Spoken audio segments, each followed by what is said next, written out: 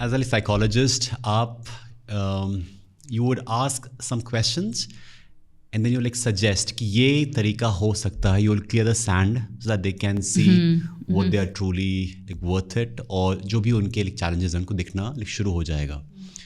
ऐसा होता होगा ना कि सपोज आप काउंसिल कर रहे हो किसी को, क्या वर्ड यूज़ करना सही है आपके लिए कि आप किसी को काउंसिल कर रहे हो? थेरेपी दे रहे हो आप, and you feel that person is not getting vulnerable, क्योंकि उसके जो बैरियर्स हैं, जो ब्लॉक्स हैं, वो इतने स्ट्रॉन्ग है that even after you probing him, asking him, still he is not willing to raise the white flag या सरेंडर कि जो पूछना है पूछ लो. उसके अभी भी वो बैगेजेस हैं जो वो नहीं है तैयार टू ऑफलोड. ऐसा होता है? Very interesting question, I like this question, क्योंकि इसकी एक्सप्लेनेशन बहुत अच्छी है. इसकी एक्सप्लेनेशन ये है कि जो एक थेरेपिस्ट है वो ये मत एक्सपेक्ट करो कि पहले सेशन में ही क्वेश्चन अगर तुम करते भी जाओगे तो तुम्हें सही आंसर मिल जाएंगे, राइट? क्योंकि वो जो पेशेंट है जो बैठा है वो भी तुम्हें टेस्टिफाई कर रहा है, वो भी तुम्हारी टेस्टिंग कर रहा है, वो भी देख रहा है कि तुम्हें नॉलेज है नहीं है, तुम उसका ट्रीटमेंट कर पाओगे नहीं पाओगे, तुम उसकी प्रॉब्लम्स जो है जो इतनी कई बारी सेक्सुअल अब्यूज़ ट्रॉमा के साथ रिलेटेड होती हैं कि तुम वो हैंडल कर पाओगे नहीं पाओगे. कई बारी ऐसे भी हो चुका है किसी थेरेपिस्ट के साथ कि बैठा है सामने आदमी और वो 10 सेशन 15 सेशन बाद रिवील आउट करता है कि मैं तो इसलिए आया था क्योंकि मेरे हाथों से मर्डर हो गया था, और मैं तो इसलिए यहाँ पे आया था कि मैं गिल्टी फील कर रहा हूँ कि वो हिट एंड रन का केस कि मैंने किसी को क्रश कर दिया बट मैं भाग गया और मैं पकड़ा नहीं गया. तो उस सिचुएशन में अब थेरेपिस्ट क्या करेगा? देखो ना, उसने कितने सेशन लगा दिए बुलेट पॉइंट पे आने के लिए. वो थेरेपिस्ट पे डिपेंड करता है कि कितना तुम कनेक्शन बनाते हो पेशेंट के साथ. कई बारी ऐसे होता है कि सेशन आफ्टर सेशन चलते जाते हैं, बट थेरेपिस्ट ज़्यादा डिग इन करने की कोशिश नहीं करता. वो नेचुरल फ्लो रखना पसंद करता है कि पेशेंट तुम्हारे दरवाजे तक तो आ गया ना, तो वो इसीलिए आया है कि वो तुम में कन्फाइड कर पाए. इतने सेशन वो क्यों ले रहा है? क्योंकि हो सकता है कि उसके according he is finding you not to be fitting in his model of thinking. तो वो बेटर ये रहता है थेरेपिस्ट के लिए कि वो सर्टेन अमाउंट के लिए वेट करे. कई बारी जब मेरी ट्रेनिंग चल रही थी through my supervisor in London, I completed my education in UK in University of Canterbury, David Selman's institution, and I had my supervisor जिसकी मैं फ़ैन हूँ, Robert max. So he told me कि कई बारी तो ऐसा हुआ है कि Sumit, don't ask question, just leave it alone. कि तुम बैठे हो, तुम अपनी बुक के साथ बैठे हो और तुम वेट कर रहे हो कि पेशेंट बोले. कई बारी ऐसे होता है कि 1 घंटे के सेशन में कोई नहीं बोल रहा, सिर्फ वाइब्स हम शेयर कर रहे हैं, हम बोल ही नहीं रहे. ना मैं क्वेश्चन पूछ रही हूँ ना पेशेंट बोल रहा है, राइट? वो कहते हैं ना कि वो बैरियर कैसे ब्रेक करना है, right? And you can not comment कि भाई hey listen, stop wasting my and your time. No, that's a very negative thing to say by a therapist, because none of us is wasting time. जो vibes share हो रही हैं कमरे में, है ना, जो वो उसकी बॉडी लैंग्वेज है, कभी वो ऐसे खुजला रहा है, कभी वो हाँ हू ही कर रहा है अनकम्फर्टेबल, उससे ही तुम्हें पता चल जाता है कि what he is going through, he is not comfortable.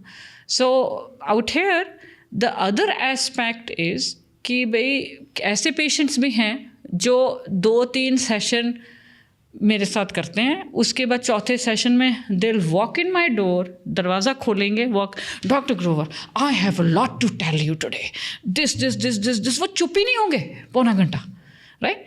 मेरे को तब होता हाँ ठीक है, अब ठीक है, अब कनेक्शन बन गया, अब मैं इसकी ट्रीटमेंट ठीक तरह से करूँगी.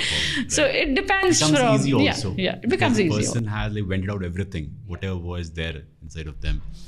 It's like so interesting कि आज इंडिया में ये चीज़ के बारे में बात हो रही है.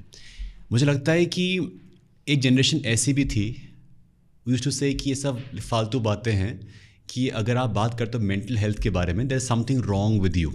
लेकिन आज एटलीस्ट लोग बात कर पा रहे हैं. They are reaching out to people like you who are genuine solution like providers कि हाँ ये चीज़ आपके लिए वर्क करेगी.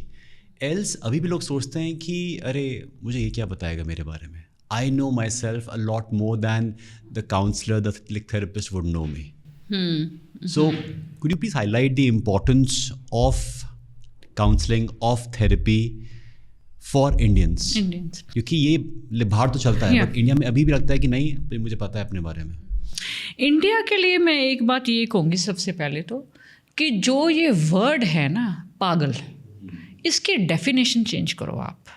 आप इन्वेंट करो नई डेफिनेशन. आप मुझे बताओ आपके अकॉर्डिंग पागल का क्या मतलब है? Someone who is crazy after like something. मतलब कहते हैं ना कि चाहे वो इश्क का हो या म्यूज़िक का हो या फिर लाइक स्टार्टअप का हो या फिर पॉडकास्ट का हो या फिर किसी चीज़ का भी हो. आप तो मुझे अमिताभ बच्चन की याद दिला रहे हैं. शराबी मूवी थी ना, उसमें एक गाना था कि हर किसी को नशा है, किसी को नशा है पैसे का, किसी को नशा. मैं लिरिक्स नहीं ठीक बोल रही बट एंड में जाके कहता है अगर बोतल नशा होता शराब में तो नाचती बोतल. Right, okay. तो आपका मतलब है पागल होना का मतलब है कि किसी चीज़ में भी तुम पागल हो सकते हो. राइट. फिर ये पागल परफेक्टली फाइन एज पर मी होना चाहिए. पागलपन होना चाहिए तभी आप कुछ कर पाओगे लाइफ में. नहीं तो पॉसिबल नहीं है ना कि पहले पागलपन होता है फिर कमिटमेंट होती है. राइट. फिर उसके बाद कंक्लूजन आते हैं, है ना, तभी कंक्लूजन आते हैं ना. ये पूरा रास्ता हमें जाना पड़ता है. We have to follow that road. तो अब अगर ये आपकी डेफिनेशन है पागल की तो फिर इतनी बड़ी बात क्यों बना देते हैं कि भाई नहीं यार तू साइकेट्रिस्ट पास क्या करना है, तू पागल थोड़ी है. मैं साइकेट्रिस्ट पास क्यों जाऊँ, मैं पागल थोड़ी हूँ, तुम पागल हो. वो इतना बड़ा हम वर्ड क्यों बना देते हैं? तो आई थिंक सबसे पहले तो एक साइकेट्रिस्ट और थेरेपिस्ट के पास जाना, वो इसलिए नहीं तुम जा रहे क्योंकि तुम पागल हो. इसलिए तुम जा रहे हो कि तुम्हें कुछ प्रॉब्लम्स हैं, कुछ इश्यूज हैं जिसका इवन काफ़ी सोचने के बाद तुम्हें सोल्यूशन नहीं मिली. तो तुम कोई डिफरेंट पर्सपेक्टिव जानना चाहते हो. अब मेरे हैं कितने पेशेंट्स जो मेरे 10-10 साल से पेशेंट्स हैं, 15 साल से मेरे पास आ रहे हैं वंस इन अ मंथ. वो जाते ही नहीं कहीं. वो कहते हैं डॉक्टर प्रभु हमारी ट्रीटमेंट तो हो चुकी है डिप्रेशन एंजाइटी की, बट हमारी लाइफ ऐसी है कि हमें तुम्हारा पर्सपेक्टिव जानना है. और जब तुम हमें दूसरा साइड ऑफ द कॉइन दिखाती हो या different corner of the room दिखाती हो तो हमारे लिए सक्सेसफुल होना ईजी हो जाता है क्योंकि हम उस पर्सपेक्टिव से सोच ही नहीं रहे. राइट. अब देखो ना, आपके लिए पागल की डेफिनेशन है पागलपन, craziness, obsession to become successful. किसी चीज़ के लिए भी हो जाती है. बट जो इंसान को जैसे ही तुम कहो मैं कोई पागल थोड़ी हूँ, मैं साइकेट्रिस्ट के पास क्यों जाऊँ, क्योंकि वो पागल की डेफिनेशन एक ही डायरेक्शन में देख रहा है ना. तो साइकेट्रिस्ट के पास जाना इसलिए नहीं है क्योंकि तुम पागल हो, इसलिए है कि डिफरेंट पर्सपेक्टिव जो तुमने ब्लॉकेड क्रिएट किए हैं, डिफरेंट पर्सपेक्टिव थोड़ा सा तुम ओपन माइंडनेस से, जो तुम्हारी टनल थिंकिंग है उससे थोड़ा सा आप ओपन अप हो जाओ. थोड़ा सा मोर आप कहते हैं ना कि थोड़ा और तुम वर्सेटाइल हो जाओ कि अपनी थिंकिंग में. So that is why you should go to a psychologist and therapist. We have to change the definition of being पागल इन इंडिया.